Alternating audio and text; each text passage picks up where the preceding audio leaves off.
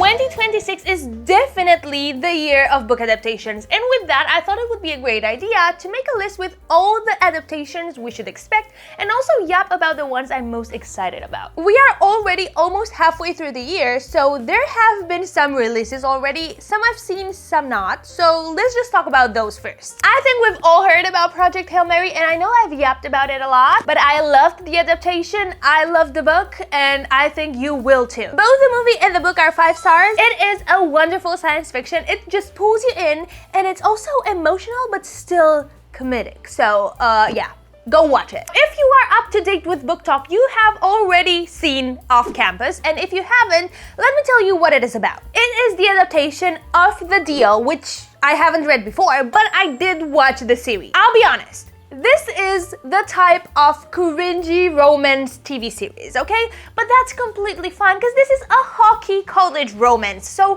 it kind of fits. It's not a cinematic masterpiece, okay? That's for sure, but it's still enjoyable, and I watched the whole thing. And I cannot wait for season 2. And I'm pretty sure I'm gonna like season 2 more because it focuses on Allie and Dean's love story, and I need to see that. Love Me is a TV series that I found on my own on Prime, and it is an adaptation of a viral Wattpad story. It is a romantic drama, and I feel like the storyline is good, but the outcome is excruciatingly cringe. And the acting doesn't help one bit. It is quite bad. I couldn't really watch it past episode 2. If you are an Emily Henry fan, you probably already know about People We Meet on Vacation, the book, and the adaptation. I've watched it. Now, that's a stretch. I watched 20 minutes of it. I found the main character to be very unlikable, so I didn't continue it. I don't know, maybe it gets better. You guys tell me in the comment section. Wuthering Heights was a book adaptation that was so discussed online. It was released in February, and people didn't like it all that much. I'm not sure why, but it kind of made me be skeptic about it, so I'm not sure if I want to watch it. I haven't read the book. And finally, there is one other book adaptation that has been released in May, so just a few weeks ago, and it is called Remarkably Bright Creatures, and this is the book. The story is about a widow that befriends a very intelligent octopus. Now, I know that sounds weird. It sounds weird to me too, but maybe it's good. I've heard that it is a feel-good movie, so maybe I'm gonna give it a try. Before getting all the adaptations that are to be released in the rest of the 2026, we have to talk about a horror movie that I've been obsessed with. Funny enough, it is called Obsession.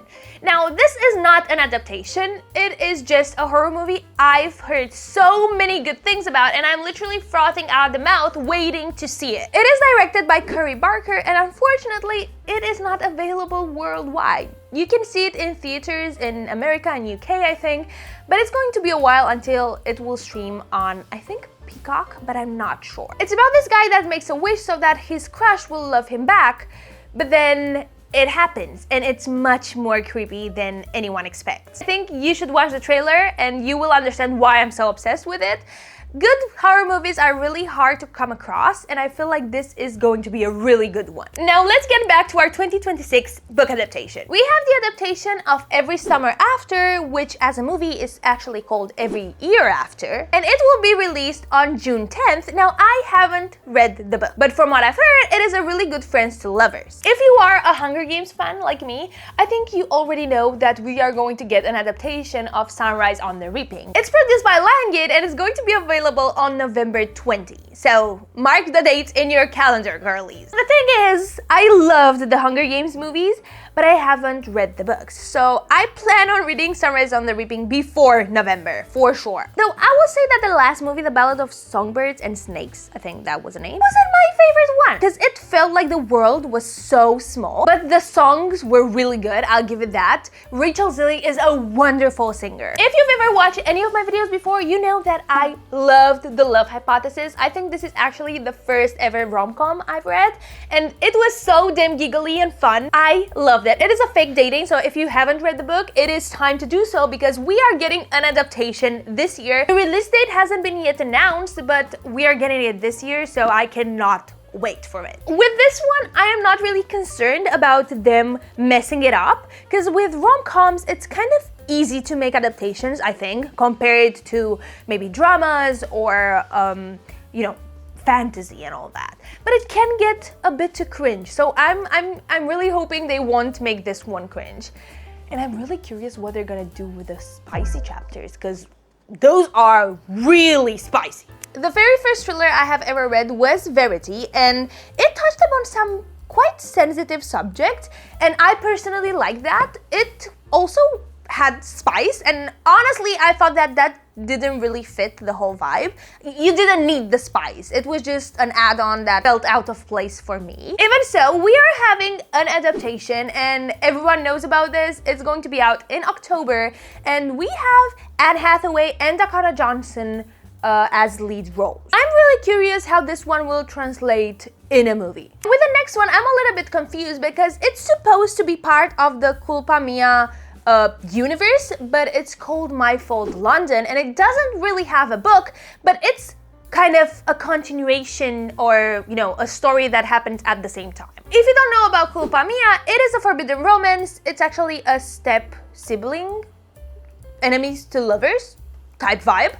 And now the plot, the idea of the book is really giggly and very, you know, book talk coded, but the outcome was very, very, very cringe. I feel like it was so rushed, and it just, I watched the first movie, I enjoyed it, but with the second one I was like, okay, I can get over the cringe, but for how long? How much should I endure? So I watched half of the second movie, and I'm hoping that Your Fault London is going to be less cringe and, you know, more well developed, let's say. It's going to be released on June 17th, so quite soon. I'm gonna watch it, and I'm gonna try to be open-minded. The Odyssey is probably the one I'm most excited about because I know it's going to be a very, very good movie. Obviously, it's an adaptation of The Odyssey by Homer, and even though I haven't read the book, because classics can be a little bit jarring for me, I always loved watching movies that incorporate history or mythology. So Odyssey is definitely on my to-be-watched list. It's going to be released on 17th of July, and the cast is being made with literally half of Hollywood. We have Matt Damon, Tom Holland, Zendaya, Anne Hathaway, Charlize Theron, Robert Pattinson, and many more. So it's safe to say that I have really high expectations for this movie. The Bodyguard by Catherine Center gets an adaptation in December this year, and for the main male character, we have Jared Padalecki, which, if you didn't know, is Sam in The Supernatural. And the FMC is Leighton Meester from Gossip Girl. So I'm really curious to see how this is going to unfold, even though I haven't read the book. It's going to be available on Netflix, and from what I remember, this is an enemies to lovers, I think. Same with You Deserve Each Other. I haven't read the book, and from the name, I am supposing it's an enemies to lovers again. It's going to be released in late 2026. So I have that on my list as well. When I tell you that I literally screamed when I found out that In a Holidays is getting an adaptation this year, girl, I am so excited about it. It's one of the first books I've ever read. It is a Christmassy book about a girl that gets stuck in a magical time loop, and then, well, a few things happen, and it's a Friends to Lovers.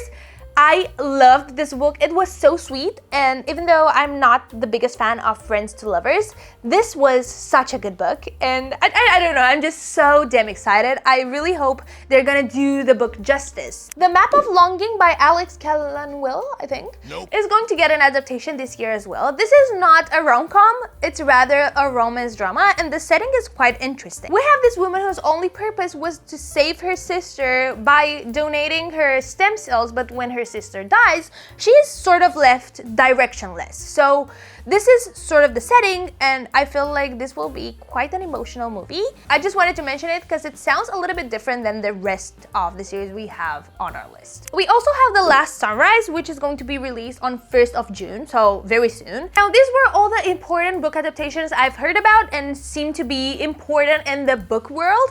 But girls, we have exciting news. I think us book girlies are going to eat good in the next couple of years, because we have so many series that we loved that are going to get a movie adaptation. It is actually crazy how many we're going to get. Now, some of them might fall off. It just happens sometimes with book adaptations.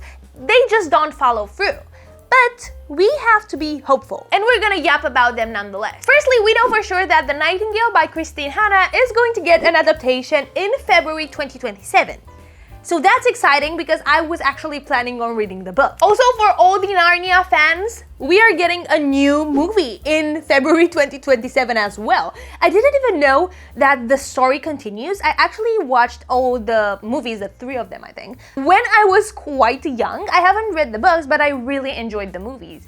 So I am going to watch the new Narnia movie for sure. It's called The Magician's Nephew. Sometime in 2027, we're also going to get Children of Blood and Bone, which is a romantasy full of magic. Next in line is Fourth Wing. Girlies, you've heard that, right? I think you already knew this, but we are getting a TV series and it's getting closer and closer. The series has been I'm moving away. Oh, sorry. There we go. The series has been greenlit by Amazon MGM, and I am hoping for a pilot episode by the end of 2027. Hopefully. This is one that I am a bit concerned about, because imagine having to make dragons look real. That is very, very hard. And Game of Thrones did that good, but that was HBO. So I don't know if they will be able to make the dragons real, and with all the magic, I feel like there are a lot of things that could go wrong, but I am waiting to see, you know, I am trusting the process. So Mistborn has been sitting on my bookshelf, or rather my piano, for some time now, and I am planning to read it as soon as possible. And what's even better is that we will get an adaptation sometime in the future with a really hard fantasy. It's quite hard to make adaptations. And I know that Brandon Sanderson is going to be heavily implicated in the process of making an adaptation for his books. So we might have to wait for a while, but I am really excited about this one. And his other series, The Way of Kings, is also going to have an adaptation. We also have adaptations for Twisted series, the Windy City series, and Chestnut Spring series. But again, we will have to wait for a while. I've read the first 2 books from Twisted series. This is not the first 2. Anyway, I read this one and Twisted Games. And even though I found them quite cringe, I did like the plot twist in book 1, and it was enjoyable, but Twisted Games was a little bit, well, predictable for me. But I think they might make good movies, so I am interested in that. With the Chestnut Spring series, I only read Wild Eyes, and I was a bit bored, but again, they might make really good movies after all. If you know Alex Astor, you already know that she is a writing machine, and her book Light Lark is going to get an adaptation, which is produced by Universal Studios. And also, her rom-com Summer in the City is also going to get an adaptation, so I am really excited about these 2. Alchemist is a book that everyone seems to love, and I'm pretty sure I'm gonna enjoy it as well. But I'm so afraid to start it because look how big this is. I am afraid that it's going to be a little bit too much. Nonetheless, this is going to be turned into a movie that's going to be produced by Legendary Entertainment Production, which is the same company that made Dune.